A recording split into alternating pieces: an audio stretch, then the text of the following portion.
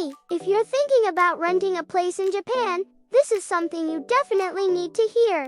Have you ever looked at the initial move-in costs and thought, wait, why is this so expensive? And then you notice something called a key replacement fee. Well, the truth is, if you don't properly understand this fee, you might end up paying money you didn't really need to. So today, I'm going to walk you through everything from what this fee actually is, to the typical cost, and even how to avoid common problems. If you watch this video all the way to the end, you'll seriously reduce your chances of losing money when renting in Japan.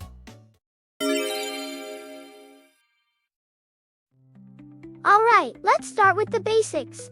What exactly is a key replacement fee? So, the key replacement fee is the cost of changing the door lock before you move into the apartment.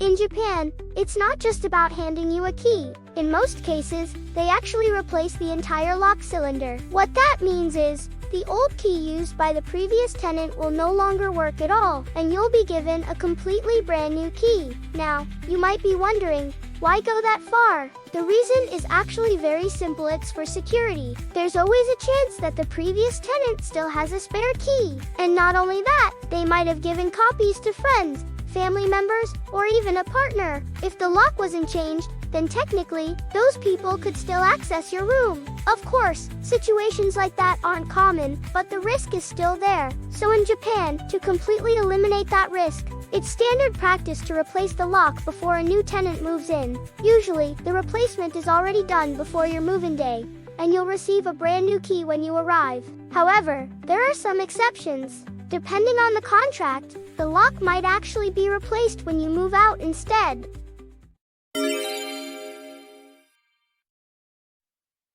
Alright, next, let's talk about how much this actually costs. The key replacement fee is generally made up of two parts, the price of the key itself and the labor costs for the replacement work, and the total cost can vary quite a bit depending on the type of key used. So today, I'll walk you through the average costs for three common types of keys. First, the traditional jagged key, the kind you've probably seen before. This usually costs around 15,000 to 20,000 yen. It's the cheapest option, but the downside is that it's not very secure. Second, the dimple key, which has small indentations on the surface. This type usually ranges from about 20,000 to 40,000 yen. Because of its complex structure, it's much harder to pick, making it a lot more secure. This is actually the most common type in newer apartments. And third, we have card keys or smart locks, which don't use a physical key at all. In these cases, the cost is often 25,000 yen or more.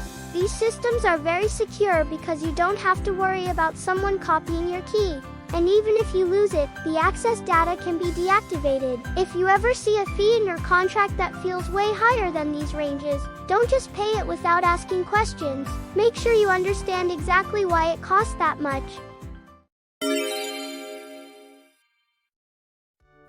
Now, let's move on to something really important.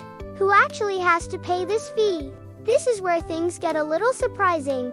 There isn't a strict law in Japan that clearly states who must pay for key replacement. According to general guidelines, you could argue that the landlord should cover the cost, since it's part of property maintenance. But in reality, in most cases, the tenant ends up paying for it. Why does that happen? Because it all comes down to the contract. If the contract says that the tenant is responsible for the key replacement fee, then by signing it, you're agreeing to pay. On the other hand, if it doesn't say that, there might be cases where you don't have to pay at all. That's why the most important thing you need to check is the special conditions section in your contract. This section clearly states whether the key will be replaced and who is responsible for the cost. So before you sign anything, make sure you read it carefully. You might also be wondering if it's possible to reduce or avoid this fee. For example, if the property has been vacant for a long time or is in a less popular area, the landlord might be more flexible. But if it's a popular property with lots of applicants, you should assume that negotiation probably won't work.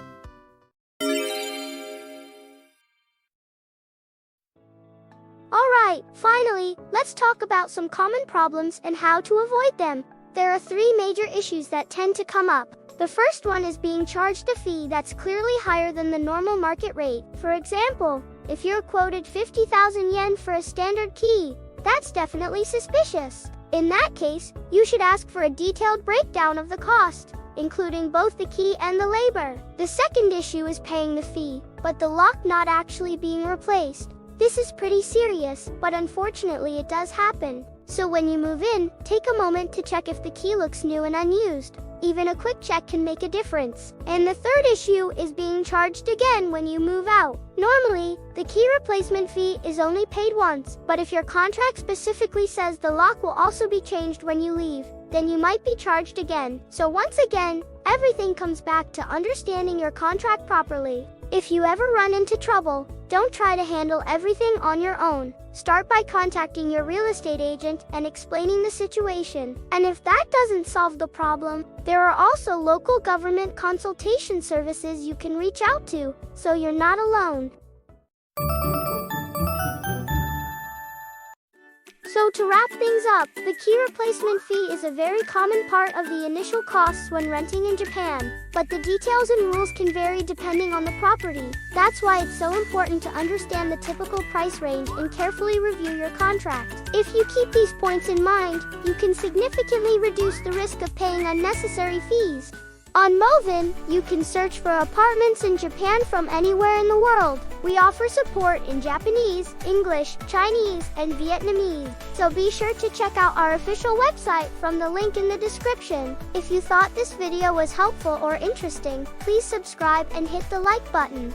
Well then, see you in the next video. I'm cheering with all my heart for your happy life in Japan. Bye bye.